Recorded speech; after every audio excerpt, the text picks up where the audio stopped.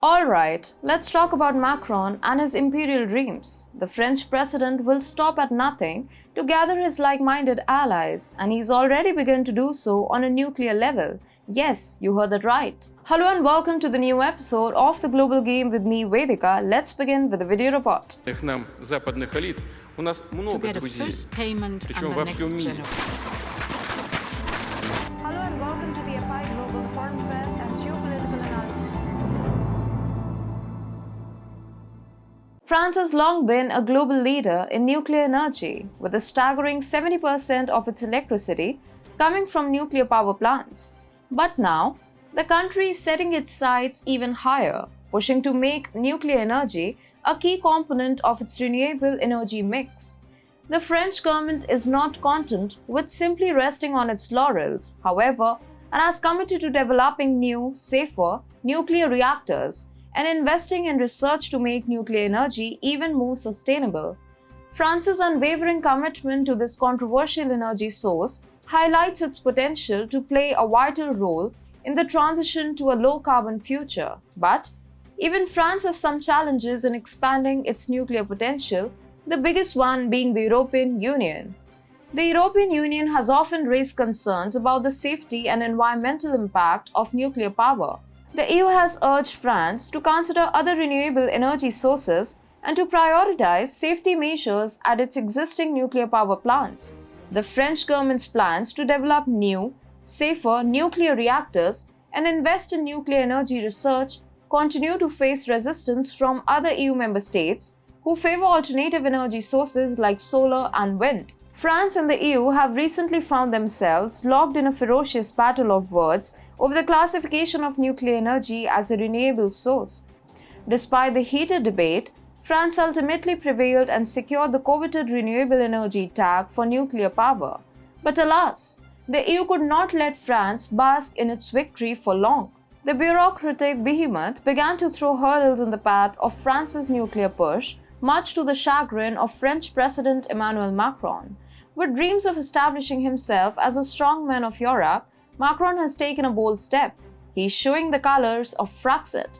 In an effort to assert his independence from the EU, Macron is establishing an alliance that stands apart from the Union.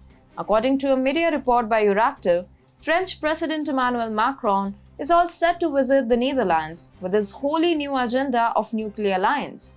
After his China visit, Macron is once again on the move, this time to the Netherlands, where he will rally political and economic stakeholders around a massive investment plan.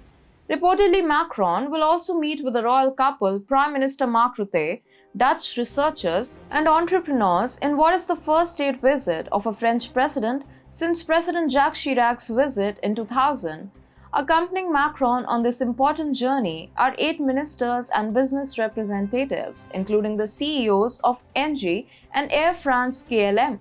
The LIC has dubbed this state visit to Amsterdam and The Hague as European sovereignty in its economic and industrial dimension. With Macron at the helm, it promises to be a tour de force. Dutch Prime Minister Mark Rutte and French President Emmanuel Macron are set to sign a joint declaration that includes a specific section on nuclear energy, an issue on which the two countries are in complete alignment according to LIC. Macron for a long haul is looking for allies who share his views in order to advance his nuclear energy agenda, and one such country is the Netherlands. The kingdom already participates as an observer in the French-led nuclear alliance, which aims to advance nuclear power in Europe and plans to construct 2 nuclear reactors.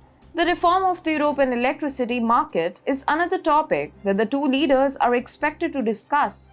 The LIC notes that positions are convergent, particularly with Berlin. All in all, Macron will undoubtedly cause a stir in the Netherlands with Rutte by his side.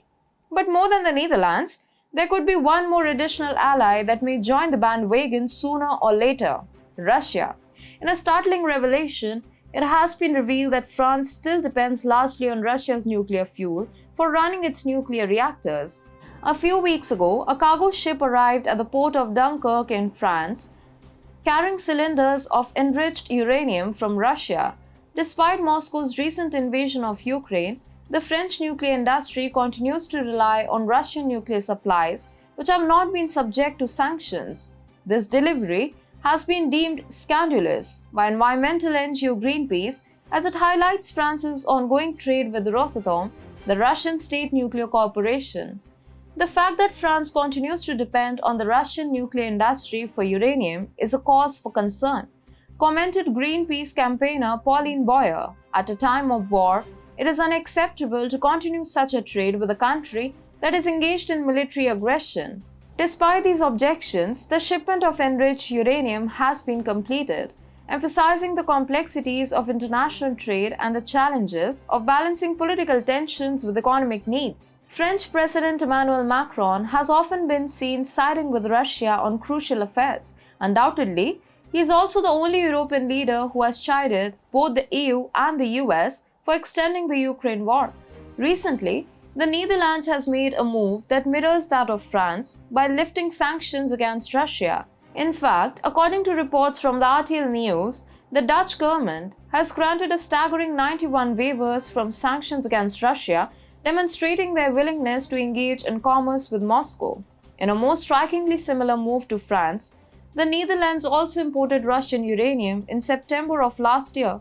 This suggests that the two nations share a consensus on the value of Russian nuclear fuel and have established a mutual recognition of its benefits. This comes after a significant shift in the geopolitical landscape, as the Netherlands was also among the first nations that imposed sanctions on Russia following its invasion of Ukraine in February 2022. However, it seems that the winds of change are blowing across Europe. President Emmanuel Macron appears to be making bold moves in the pursuit of nuclear dominance, even at the expense of separating his country from the European Union. As France moves further away from the EU's influence, some speculate that a soft Frexit may be in the works. The question of whether Russia will be a willing partner in this venture arises as Macron continues to pursue his nuclear ambitions. One thing is certain, however: Macron is not joking around, and Brussels should take note. Time will tell. Macron is willing to go beyond the pale to advance his objectives, tipping the precarious balance between national interest and international obligations.